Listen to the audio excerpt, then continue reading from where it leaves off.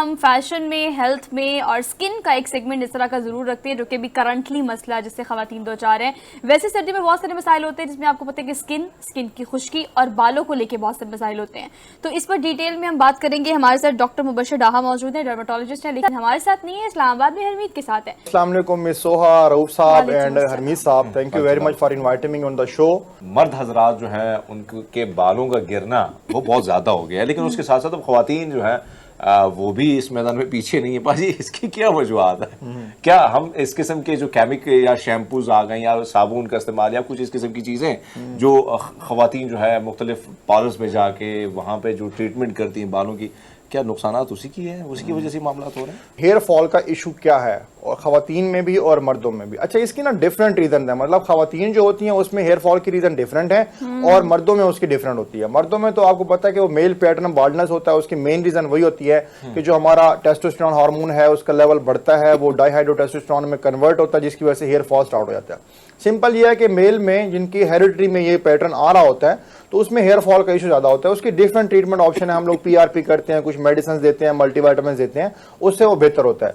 खवातीन में जो देखा गया स्पेशली लेडीज में, उसमें सबसे बड़ी रीजन जो हेयर फॉल की होती है वो होती है कि उनको जब वो स्ट्रेस में आती हैं, स्पेशल जब डोमेस्टिक इशू छोटे से बनते हैं तो दे आर इन स्ट्रेस, जिसकी वजह से क्या होता है कि 2-3 महीने बाद हेयर फॉल स्टार्ट हो जाता है। लेकिन इसमें अच्छी बात यह है कि अगर हेयर फॉल हो रहा है और उनकी स्ट्रेस को या उनके मेंटल स्ट्रेस को एड्रेस कर दिया जाए, अलॉन्ग विद दैट कोई आप उनको सप्लीमेंट्स दें तो वो हेयर रीग्रो भी कर जाते हैं। तो इसलिए परेशान होने की जरूरत नहीं है, लेकिन जो उसका पॉजिटिव फैक्टर है उसको एड्रेस करें, अलॉन्ग विद दैट आप किसी डॉक्टर से कंसल्ट करें तो इंशाल्लाह आपके हेयर फॉल भी कम हो जाएंगे, जो बाल गिरे होंगे वो भी रीग्रो कर जाएंगे। डॉक्टर साहब ये बताइएगा, जिन चीजों की आप बात करें दैट इज रियली गुड, लेकिन मसाइल जो बेसिक कॉज है अगर हम उसकी बात करें, स्ट्रेटनर बहुत ज्यादा किया जाता है, कर्ल्स बहुत ज्यादा किए जाते हैं, मुख्तलिफ प्रोटीन ट्रीटमेंट्स बहुत ज्यादा लिए जाते हैं, प्लस फिर आपका आजकल देख रहे हैं कि एक्सटेंसो और आपके परमानेंट केराटिन स्ट्रेटनिंग, ये जो केमिकल्स आप अपने बालों के साथ यूज करते हैं ऑटोमेटिकली आपके बाल जो है वो कमजोर हो जाते हैं, फिर जड़ से कमजोर हो जाते हैं।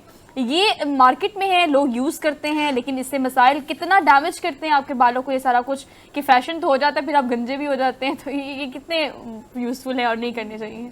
जी बिल्कुल मिस सोहा, आपने अच्छा सवाल किया। यहाँ पे मैं अपने ऑडियंस को ये बताना चाहूंगा कि आप पहली बात तो ये है कि जिनके बाल हेल्दी हैं, हमारा एक नेचुरल पैटर्न होता है बालों का, जब छोटे होते हैं तो बाल ग्रो करते हैं, ग्रो करने के बाद फिर वो आहिस्ता आहिस्ता बड़े होते हैं। और खवातीन में क्योंकि they are more concern about the hair, और हेयर जो खवातीन में होते हैं लंबे बाल उनकी खूबसूरती की निशानी भी कंसीडर होते हैं। तो इसलिए आप काइंडली अपने बालों पर तजर्बात कम करें, और अगर इस तरह की कोई चीज करनी भी है तो प्रॉपर वो प्रोडक्ट्स का इस्तेमाल करें कि जो हमारी अप्रूव्ड हैं और उनके कोई डैमेजेस नहीं है। अच्छा, इसमें भी ये होता है कि कुछ प्रोडक्ट्स ऐसी हैं कि जिनका स्टैंडर्ड लो होता है, जिनके इस्तेमाल से हेयर फॉल भी होता है और उसमें केमिकल इस तरह के होते हैं जो बालों की हेल्थ को डैमेज करते हैं।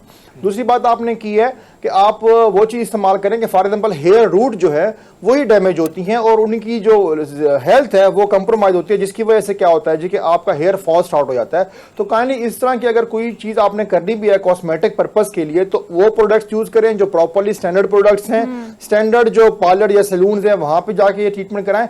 और ये कि अगर हेयर फॉल हो रहा है या आपके हेयर डैमेज हो रहे हैं, हेयर वीक हो रहे हैं, तो प्लीज कंसल्ट अ डॉक्टर, ना कि आप किसी पार्लर वाले से या किसी ऐसे बंदे से कंसल्ट करके आप मजीद बालों को डैमेज करें। तो प्रॉपर डर्मेटोलॉजिस्ट से, स्किन स्पेशलिस्ट से कंसल्ट करें, वो आपको जो ट्रीटमेंट देंगे उससे ना सिर्फ आपके बाल बेहतर होंगे बल्कि बाल स्ट्रेंथन भी होंगे और आपका हेयर फॉल भी रुकेगा। अच्छा, ये तो जो आप बात कर रहे हैं ना कि बाल जो है एक तरफ ट्रीटमेंट किस किस्म का होना चाहिए, लेकिन साथ साथ एक सर्दियाँ आती हैं, सर्दियों में खवातीन की अगर मैं बात करूं या मर्द हजरात की, बहुत सारे कम लोग जो हैं, खासकर मैं देहात की तरफ जाता हूं, शहरों की तरफ थोड़ा कम जाता हूं, शहरों में भी थोड़ा सा प्रॉब्लम है, ये नहाने नहाने का चक्कर भी थोड़े लोगों का कम हो जाता है, शायद ये वजह तो नहीं है बाजी? अच्छा, उसमें होता यूं है कि जो नहाने की बात की आपने, तो हमारे ना बॉडी का एक सिस्टम है जो कि सीबम प्रोड्यूस करता है, जिसमें आप देखते हैं कि हमारी स्किन थोड़ी देर बाद ना ऑयली हो जाती है स्किन के ऊपर, और सर्दियों में भी ऑयली होती है और गर्मियों में कंपैरेटिवली ज्यादा होती है। तो होता क्या है कि जब नहाना कम हो जाता है तो जो सीबम प्रोडक्शन तो बॉडी में हो रही है, सीबम एक्चुअली एक प्रोटेक्टिव लेयर है जो कि बॉडी को डैमेज से बचाती है। तो उसकी जब आप उसको वॉश नहीं करते तो सीबम प्रोड्यूस होकर आपके अकोमोडेट होना शुरू हो जाता है सर के ऊपर, जिसकी वजह से एक हद तक आपकी जो हेयर की हेल्थ है वो कंप्रोमाइज होती है और हेयर फॉल भी हो सकता है। लेकिन ये कोई इतना बड़ी रीजन नहीं है कि आप कहें कि जी कि ना नहाने की वजह से ही आपके जो बाल हैं वो गिरना शुरू हो गए हैं। बाल गिरने के रीजन वो हैं जो मैंने आपको थोड़ी देर पहले बताई हैं, उनको उनको एड्रेस करना जरूरी है। और सबसे अच्छी ऑप्शन जो है बालों को गिरने से रोकने के लिए वो है PRP, प्लेटलेट रिच प्लाज्मा। ये कॉस्मेटिक प्रोसीजर है और ये डॉक्टर ही करते हैं कि जी के ब्लड लेके उसमें से PRP प्रिपेयर करते हैं। उसके बाद यह कि आपकी लोकली बालों में इंजेक्ट करते हैं, जिसकी वजह से आपके बाल स्ट्रेंथन भी होते हैं, हेयर फॉल भी रुकता है और साथ हेयर रीग्रो भी करते हैं। अच्छा, डॉक्टर साहब एक और बहुत बड़ा मसला ये मेरे ख्याल में सोहा आप जी सोहा। अच्छा सर, एक बात जी, ये जी, भी है जी। जो आपने एड्रेस की है, जो मैं चाहती हूँ कि व्यूअर्स को आप सेकंड करके दोबारा ये बात बताएं कि आपके बाल गिर रहे हैं, आपको मसला है, आप क्या करते हैं? आप किसी सैलून जाते हैं, आप वहाँ पे ब्यूटिशियन से पूछते हैं कि मेरे बाल गिर रहे हैं, मैं क्या करूँ? वो आपसे कहती है भैया दीदी प्रोटीन ट्रीटमेंट करा ले, 11,000 रुपए का है। ये बात होती है ना, मतलब they are doing their business, उन्होंने तो अपनी दुकान चलानी है, वो तो ऐसे कहेंगे। ये कितना डिफरेंशिएट करना जरूरी है कि अगर आपके बाल गिर रहे हैं तो ये ब्यूटी रिलेटेड मसला नहीं है, ये मेडिकल मसला है, इसे टेक्निकल मसला, जिसके लिए आपको डॉक्टर को कंसल्ट करना पड़ेगा और फिर कंसर्न डॉक्टर को कंसल्ट करना पड़ेगा। इसमें कितनी बड़ी लोग कोताही करते हैं? देखिए सबसे बड़ा इशू ये है कि जो मेडिकल का और स्पेशली हमारी जो कॉस्मेटिक डर्माटोलॉजी है, एस्थेटिक डर्माटोलॉजी है, उसका और सैलून वालों का एक हद तक तो रिलेशन होता है कि सर्टेन एरियाज हैं। फॉर एग्जांपल डॉक्टर का काम नहीं है कि वो बाल स्ट्रेट करे, डॉक्टर का काम नहीं है कि जी के वो मेकअप करे, डॉक्टर का काम नहीं है कि जी के ऐसा कोई प्रोडक्ट यूज करे कि जो हमारी अपनी डोमेन में नहीं आती। हमने बालों को या किसी भी स्किन के ट्रीटमेंट को हमने मेडिकली उसको एड्रेस करना होता है। अब हेयर फॉल जो हो रहा है तो this is directly related with the medicine. मतलब ये कि आपका एक मेडिकल इशू है जिसमें आपने डॉक्टर से या डर्माटोलॉजिस्ट से ही कंसल्ट करना होता है और प्रॉपर्ली क्वालिफाइड डॉक्टर से कंसल्ट करें। डॉक्टर मैं आपको एक बात बता दूं कि डॉक्टर जितने भी हैं, फॉर एग्जांपल जी के वो सिंपल MBBS डॉक्टर ही क्यों नहीं है, तो even then they are more knowledgeable as compare to salon people. अब सैलून पीपल का तो एक्सपोजर ही नहीं होता कि जी के पेशेंट को या हमारे क्लाइंट्स को एड्रेस कैसे करना है। तो इसलिए काइंडली डॉक्टर से कंसल्ट करके जो इस तरह का इशू हो, फॉर एग्जांपल पिंपल्स निकल रहे हैं फेस पे या कोई ऐसी चीज हो रही है तो वो मेडिकल का इशू है, आप डॉक्टर से कंसल्ट करें। इन स्पाइट ऑफ दिस के किसी सैलून वाले से मशवरा करके आपको ऐसी चीज करें जो कि बालों को मजीद डैमेज करेगी। मैं ये पूछना चाह रहा था कि आमतौर पे इसी तरह से जिस सैलून वगैरह पे जाते हैं ना, तो वो कहते हैं जी अपने बालों में तेल की मालिश बहुत करें। हाँ। और ये बगैर देखे हुए कि सर्दी है गर्मी है क्या है, और वो मतलब उसी पे लगा देते हैं। ये तेल की मालिश का भी कोई फायदा होता है या नहीं होता? देखिए तेल की मालिश का जो आपने बात की है वो ये है कि जी तेल जब हमारा एक अरसे दराज से, मतलब आई में से कि जी सदियों से चला आ रहा है तरीकाकार कि जब इस तरह की कॉस्मेटिक के प्रोसीजर्स नहीं थे, इस तरह लोग जानते नहीं थे, तो वो हेयर फॉल को रोकने के लिए तेल का इस्तेमाल किया करते थे। अच्छा तेल में क्या होता है कि टू सम एक्सटेंट वो न्यूट्रिएंट्स आपके जो हेयर, वो हमारे हेयर का फॉलिकल होता है वहां जाके एक हद तक तो उसको एड्रेस कर सकते हैं। लेकिन इवन देन इसमें आप ये नहीं कह सकते कि ये ट्रीटमेंट ऑप्शन है कि जी कि आपका अगर हेयर फॉल हो रहा है तो आप तेल का इस्तेमाल करें तो आपके हेयर बिल्कुल गिर जाएंगे। मैं आपको ये बताऊं कि मकसद क्या होता है कि वहां पे हेयर सप्लाई को हमने इंक्रीज करना होता है स्काल्प में, जहां पे हेयर सप्लाई कंप्रोमाइज होने की वजह से हेयर फॉल स्टार्ट हो जाता है। तो इसलिए कोशिश करें कि जो हमारा एस्थेटिक प्रोसीजर है वो एड्रेस करें या उसको फॉलो करें या वो प्रोसीजर कराएं।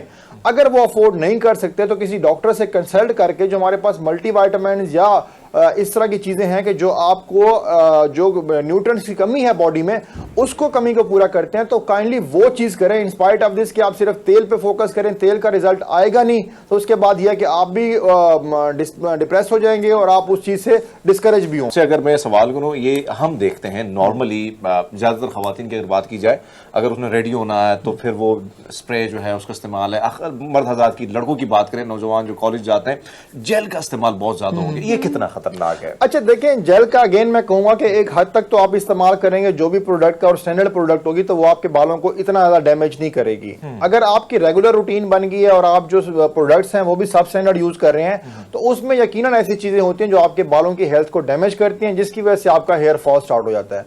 तो इसलिए आप काइंडली ऐसी चीजें इस्तेमाल करें। फॉर एग्जाम्पल किसी फंक्शन में जाना है जहां पर ये इस्तेमाल करना जरूरी है तो फिर तो आप इस्तेमाल कर दें, but don't make it a regular routine. आप इसको रेगुलर रूटीन बनाएंगे तो फिर आपके बाल गिरना शुरू हो जाएंगे। एक बात आपको और बताऊं, ऐसा नहीं होता कि जी कि अगर एक दफा जेल लगाई है, 2 दफा जेल लगाई है तो आपके बाल गिरना शुरू हो जाएं। It takes a time. आपके बालों की हेल्थ ग्रेजुअली कंप्रोमाइज होती है, जिसकी वजह से फिर हेयर फॉल स्टार्ट होता है। लेकिन कुछ प्रोसीजर, जिस तरह मिस सोहा ने कहा अभी कि जी आप केराटिन कराते हैं, कुछ इस तरह के केमिकल यूज करते हैं, उसके बाद हेयर फॉल स्टार्ट हो जाता है।